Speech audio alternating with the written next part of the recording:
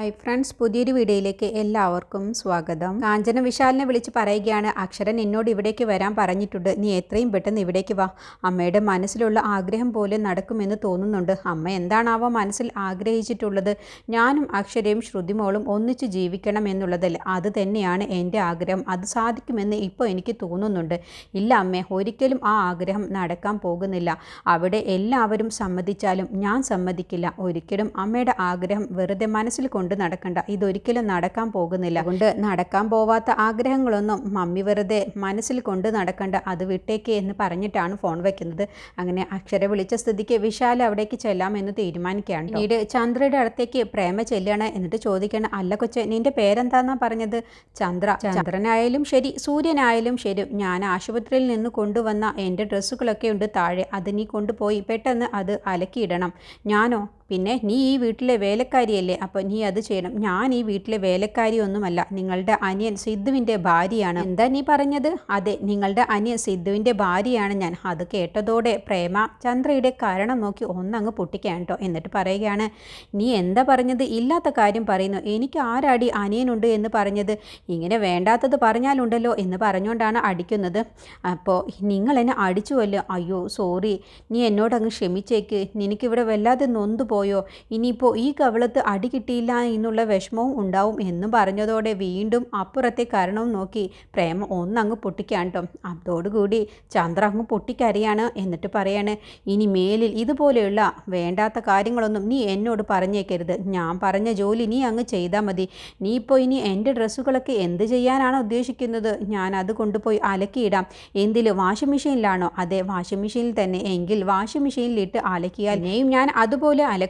നീ വെറുതെ എന്നെ കൊണ്ട് വെട്ടുകത്തി എടുപ്പിക്കരുത്. വാഷിംഗ് മെഷീനിലൊക്കെ ഇട്ട് അലക്കിയാലേ ഇവിടെ കറണ്ട് ബില്ല് കൂടില്ലേ? വൈദ്യുതി അമൂല്യമാണെന്നുള്ളത് നിനക്കറിയില്ലേ? അതുകൊണ്ട് മര്യാദയ്ക്ക് നീ പോയി കല്ലിൽ അലക്കണം. എനിക്ക് കല്ലിൽ അലക്കിയിട്ടൊന്നും ശീലമില്ലെങ്കിൽ നിന്നെ ഞാൻ അകത്തേക്ക് ഒരു ചവിട്ട് വെച്ച് തന്നാലോ? അല്ലെങ്കിൽ വേണ്ട, അത് വേണ്ട, നിന്റെ തലയ്ക്ക് അടിക്കാം, അതാണ് നല്ലത്. ആരും കാണാതെ ബാക്കിലൂടെ വന്ന് നിന്റെ തലയ്ക്ക് അടിക്കാം, അതുപോരെ.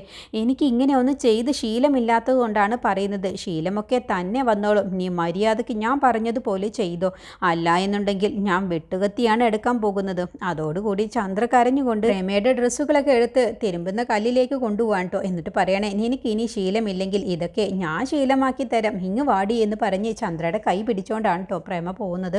പിന്നീട് ജയശങ്കർ ഇങ്ങനെ വിഷമിച്ചിരിക്കുകയാണ്. നിരഞ്ജനെക്കുറിച്ചും അക്ഷരയെക്കുറിച്ചും ഓർത്ത് അക്ഷര കാഞ്ചനെ വിളിച്ച് പറയുകയാണ്, അപ്പച്ചിക്ക് ഇലയിട ഉണ്ടാക്കാൻ അറിയുമോ? അത് മോളെ ഞാൻ ഉണ്ടാക്കി തരാമല്ലോ. കുറേ സമയമെടുക്കുമോ? ഇല്ല, ഞാൻ പെട്ടെന്ന് ഉണ്ടാക്കി തരാം. അല്ല, വിശാൽ ഇപ്പോൾ വരും. വിശാലിന് ഇലയുടെ ഒക്കെ നല്ല ഇഷ്ടമാണ്. അത് കേട്ടപ്പോൾ ജയശങ്കർ പറയാം, ഞാനും കരുതി നിനക്ക് അങ്ങനെയുള്ള ഫുഡുകളൊന്നും ഇഷ്ടമില്ലല്ലോ, പിന്നെ എന്താ നീ ഇപ്പോൾ പെട്ടെന്നൊരു ഇലയടയെ കുറിച്ച് പറഞ്ഞത്? അത് പിന്നെ ചില ശീലങ്ങളൊക്കെ മാറ്റിയെടുക്കുന്നത് നല്ലതല്ലേ?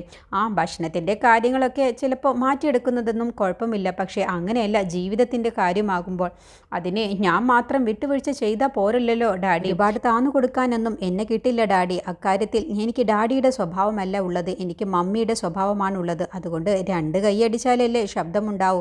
അതുകൊണ്ട് ഞാനും ചില കാര്യങ്ങളൊക്കെ തീരുമാനിച്ചിട്ടുണ്ട്. വിശാൽ ഇപ്പോൾ വരും. അതിനിപ്പോൾ ആര് തന്നെ തടസ്സം പറഞ്ഞാലും വിശാൽ ഇവിടേക്ക് വരിക തന്നെ ചെയ്യും. ഞാനാണ് വിശാലിനെ ക്ഷണിച്ചിട്ടുള്ളത്, അതുകൊണ്ട് ആരും ഇവിടെ പ്രശ്നമുണ്ടാക്കാനൊന്നും നിൽക്കണ്ട എന്ന് പറഞ്ഞ് ശരിയും നിരഞ്ജനോടുള്ള വാശിയിൽ തന്നെയാണ്. പിന്നീട് ചന്ദ്ര കല്ലിലിട്ട് പ്രേമയുടെ ഡ്രസ്സുകളൊക്കെ അലക്കുകയാണ് കേട്ടോ. ആ സമയത്ത് പ്രേമ അങ്ങനെ എത്തി നോക്കുകയാണ്. എന്നിട്ട് പ്രേമ ചന്ദ്രയുടെ അടുത്തേക്ക് ചെല്ലുകയാണ്. എന്തു പറ്റി, ക്ഷീണിച്ചോ മോളെ എന്ന് ചോദിക്കുമ്പോൾ, ആ വല്ലാത്ത ക്ഷീണം, എങ്കിൽ എനിക്ക് ഞാനൊരു ചായ ഉണ്ടാക്കി തരട്ടെ?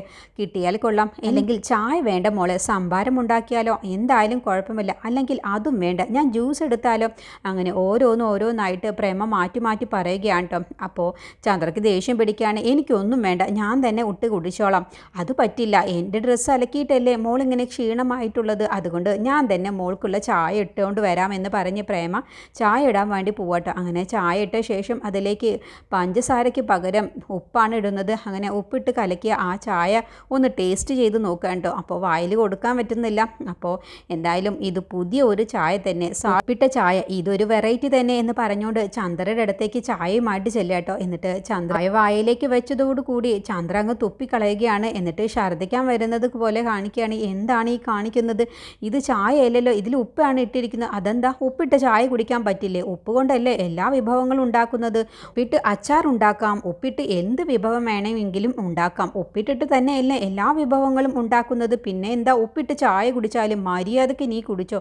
എനിക്ക് വേണ്ടാന്നല്ലേ പറഞ്ഞത്. പറ്റില്ല, നീ ഇത് കുടിച്ചേ പറ്റൂ എന്ന് പറഞ്ഞ് നിർബന്ധിച്ച് മുടിക്ക് കുത്തിപ്പിടിച്ച് പ്രേമ ചായ കുടിപ്പിക്കുകയാണ് കേട്ടോ. എന്നിട്ട് ചായ കുറേയൊക്കെ തുപ്പിക്കളയുന്നുണ്ട് ചന്ദ്ര. എന്നിട്ട് അങ്ങ് പൊട്ടിക്കരയുകയാണ് കേട്ടോ. അപ്പോൾ പ്രേമ പറയണേ, ഇതുപോലെ നാളെയും നിനക്ക് ഞാൻ ചായ ഉണ്ടാക്കി തരും, ഇത് നീ കുടിച്ചേ പറ്റൂ. ഭക്ഷണം വേസ്റ്റാക്കുന്നത് എനിക്ക് തീരെ ഇഷ്ടമില്ലാത്ത കാര്യമാണ്. ഞാൻ കഷ്ടപ്പെട്ട് ഉണ്ടാക്കിയ ചായയാണ്, അതുകൊണ്ടാണ് നിന്നെ കൊണ്ട് കുടിപ്പിച്ചത് എന്ന് പറഞ്ഞ് പ്രേമ അകത്തേക്ക് പോവാട്ടോ. അപ്പോൾ ചന്ദ്ര പൊട്ടിക്കരയുകയാണ്. അപ്പോൾ ചന്ദ്രയ്ക്ക് ദേഷ്യവും വരുന്നുണ്ട്. അങ്ങനെ ചന്ദ്ര ദേഷ്യം പിടിച്ച് സിദ്ധുവിൻ്റെ അടുത്തേക്ക് ചെല്ലുകയുണ്ട്. അപ്പോൾ സിദ്ധുവും രംഗനും അച്ഛനും കൂടി സംസാരിക്കുകയാണ്. അപ്പോൾ സിദ്ധു ആണെങ്കിലോ ഫോണിലാണ്. എന്നിട്ട് ചന്ദ്ര ചെന്ന് ദേഷ്യത്തിൽ പറയുകയാണ്, ചേച്ചിയുടെ കാര്യത്തിൽ നിങ്ങൾക്ക് എന്താണ് നിങ്ങളുടെ തീരുമാനം? അതെന്താ ചേച്ചി നിന്നെ എന്താ കണ്ടില്ലേ, എന്തേ നോക്ക്, എന്നെക്കൊണ്ട് ഉപ്പിട്ട ചായയാണ് കുടിപ്പിച്ചത്. അപ്പോഴത്തേക്കും രംഗം വന്ന് പറയണേ, അത് പിന്നെ സുഖമില്ലാത്ത ആളല്ലേ, ഒന്ന് അഡ്ജസ്റ്റ് ചെയ്യണം. ഇല്ല, എന്നെക്കൊണ്ട് പറ്റില്ല, എനിക്കിതൊന്നും സഹിക്കാൻ കഴിയില്ല, എനിക്കിതൊക്കെ സഹിക്കാൻ എന്ത് കാര്യമാണുള്ളത്, അതുകൊണ്ട് എനിക്കിത് പറ്റില്ല. അങ്ങനെ നീ പറയരുത്, നീയല്ലേ പ്രേമേച്ചിയുടെ സംരക്ഷണം ഏറ്റെടുത്തത്, ദേവിയെ നോക്കാമെന്ന് പറഞ്ഞപ്പോൾ നിനക്കായിരുന്നല്ലോ ഇഷ്ടമില്ലാതിരുന്നത്. എനിക്കറിയോ ഇങ്ങനെയൊക്കെ ചെയ്യുമെന്നുള്ളത്, അതൊക്കെ നീ ഓർക്കണമായിരുന്നു. ഇല്ല, എന്നെക്കൊണ്ട് കഴിയില്ല, ഞാനിത് നിർത്തി, ഇത് അവസാനിപ്പിച്ചു. ഇനി അവളോട് വരാൻ വേണ്ടി പറയും, അവൾ തന്നെ ചെയ്തോട്ടെ, ചേരേണ്ടവർ തന്നെയാണ് ചേരൂ, അല്ലാതെ എന്നെ കൊണ്ട് കഴിയില്ല. ഭ്രാന്തിയും തമ്മിലാണ് ചേരുകയുള്ളൂ എന്ന് പറയുമ്പോൾ അതോടുകൂടി ദേവിക വന്ന് പ്രേമേച്ചിയെ നോക്കിക്കഴിഞ്ഞാലേ പിന്നെ നിനക്കിവിടെ സ്ഥാനമുണ്ടാവില്ല, പ്രേമേച്ചി നിന്നെ കഴുത്തിന് പിടിച്ച് പുറത്താക്കും.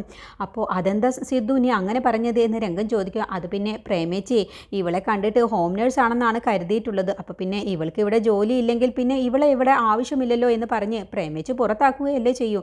അത് കേട്ടപ്പോൾ ചന്ദ്ര അങ്ങ് ഞെട്ടിപ്പോട്ടെ. അപ്പോൾ ചന്ദ്ര, പിന്നെ ഞാൻ എന്ത് ചെയ്യണം, എന്നെക്കൊണ്ട് വയ്യ, എനിക്കിനി വയ്യാതായി, എന്നെക്കൊണ്ട് പറ്റില്ല എന്ന് പറയുമ്പോൾ ഇത് മുഴുവനും ഞാൻ സഹിക്കണമെന്നാണോ നിങ്ങൾ പറഞ്ഞു വരുന്നത്?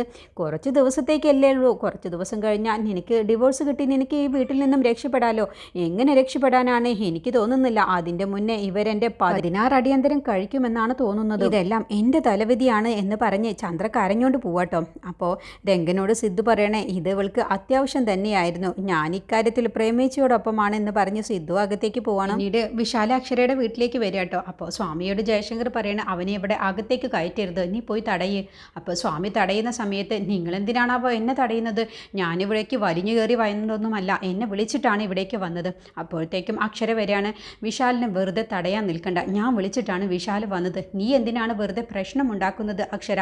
നിരഞ്ജൻ അറിഞ്ഞാൽ അവൻ എന്തെങ്കിലും ഒരു കാരണം കിട്ടാൻ വേണ്ടി കാത്തിരിക്കുകയാണ്. അറിഞ്ഞോട്ടെ, ഞാനതിന് ഒളിച്ചും പാത്തുമൊന്നും അല്ലല്ലോ വിശാലിനെ ഇവിടേക്ക് വിളിച്ചിട്ടുള്ളത്, എല്ലാവർക്കും മുന്നിലൂടെയല്ലേ വിശാൽ വരുന്നത്, അദ്ദേഹം ഓരോന്ന് ഒളിച്ചു വെക്കുന്നത് പോലെയല്ലല്ലോ ഞാൻ ചെയ്യുന്നത്. അപ്പോൾ ജയശങ്കർ പറയണേ, നീ എന്താ ഒന്നും അറിയാത്തതുപോലെ, നിന്റെ ശത്രുവായിരുന്നല്ലോ വിശാൽ, ഇപ്പം എന്താ നീ ഇങ്ങനെ പെരുമാറുന്നത്? എപ്പോഴാണ് ആരൊക്കെയാണ് ഏത് സമയത്താണ് ശത്രുവാകുന്നത് എന്ന് പറയാൻ കഴിയില്ലല്ലോ. ഡാഡി അദ്ദേഹത്തെ എത്രമാത്രം അധികം ഡാഡി വിശ്വസിച്ചിരുന്നു, ഇപ്പോൾ ഡാഡിക്ക് അദ്ദേഹത്തിനോട് വല്ല ഇഷ്ടവുമുണ്ടോ? ഇല്ലല്ലോ. അതുപോലെ തന്നെയാണ് എൻ്റെയും അവസ്ഥ. അതുകൊണ്ട് ഞാനും ചില കാര്യങ്ങളൊക്കെ തീരുമാനമെടുത്തിട്ടുണ്ട്, ഡാഡി വെറുതെ തടസ്സം നിൽക്കണ്ട എന്ന് പറഞ്ഞുകൊണ്ട് അക്ഷര വിശാലിനോടൊപ്പം ഇറങ്ങി പോവാട്ടോ. അത് കാണുന്ന ജയശങ്കറിന് വല്ലാത്ത വിഷമാവാണ്. പടുത്തുയർത്തിക്കൊണ്ടുവന്ന എൻ്റെ കുടുംബം തകരുമെന്നാണ് എനിക്ക് തോന്നുന്നത്, ഇതെല്ലാം ഇട്ടെറിഞ്ഞ് ഞാൻ എവിടേക്കെങ്കിലും പോയാലോ എന്നാണ് ആലോചിക്കുന്നത്. അപ്പോൾ സ്വാമി പറയാണ്, സാർ ഇങ്ങനെ വിഷമിക്കല്ലേ, എല്ലാം ശരി. സ്വാമി, വിശാലും അക്ഷരയും കൂടി ഒരുമിച്ച് പുറത്തു പോകുന്നത് നിരഞ്ജൻ കണ്ടാൽ പിന്നെ അതിൻ്റെ പേരിലാവും അടുത്ത പ്രശ്നം ഉണ്ടാവാൻ പോകുന്നത്. ഇല്ല, ഒരു പ്രശ്നവും ഉണ്ടാവില്ല. ഒരുപക്ഷെ അക്ഷര വിശാലിനോടൊപ്പം പോയിട്ടുണ്ടാവുക നിരഞ്ജനെക്കുറിച്ച് പറയാനായിരിക്കും. നിരഞ്ജനും വിശാലും അത്രയ്ക്ക് ഫ്രണ്ട്സുകളാണല്ലോ, അതായിരിക്കുമല്ലേ എന്ന് സ്വാമിയോട് ചോദിക്കുമ്പോൾ എല്ലാം ശരിയാവും, സാർ ഇങ്ങനെ വിഷമിക്കാതിരിക്കുക എന്ന് പറഞ്ഞ് സ്വാമി ജയശങ്കറിനെ ആശ്വസിപ്പിക്കണം.